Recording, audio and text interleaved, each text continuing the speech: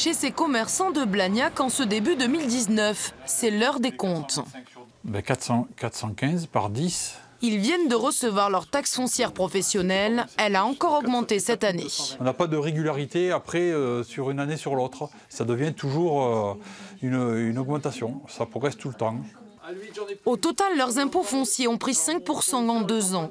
Des hausses de plus en plus difficiles dans un contexte économique tendu. On ne comprend pas, non. Ah non, parce que franchement, je vois au début de notre carrière, il y a 26 ans qu'on est dans ce métier-là, on n'était pas aussi gênés qu'à l'heure actuelle. À l'heure actuelle, c'est une gestion fine. Il nous faut faire une gestion très fine de notre exercice, de notre activité, quoi. Depuis 2017, l'État a engagé une révision nationale des valeurs locatives professionnelles. Cette révision modifie ainsi la base de calcul des impôts fonciers pour les commerçants.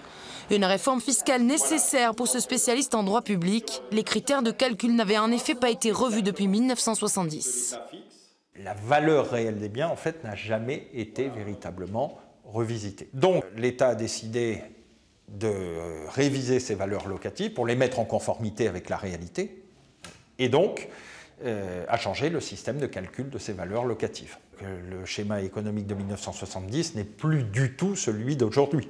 Résultat, en fonction de leur quartier et de leur activité, les commerçants ont vu leur impôt foncier baisser ou augmenter. Certains à Toulouse ont pris jusqu'à 10% de hausse en un an, un rééquilibrage nécessaire selon l'administration fiscale. Aujourd'hui, c'est plutôt la justice fiscale pour les locaux professionnels qui est en marche. Et la précaution que le gouvernement a prise, c'est que ces évolutions pour passer de la taxe foncière ancienne à la nouvelle, quand il y a une augmentation, eh bien, c'est de le faire par palier progressif, sur 10 ans. Ces hausses sont donc échelonnées sur 10 ans, une réforme fiscale sensible, surtout pour les commerçants actuellement impactés par la crise des Gilets jaunes.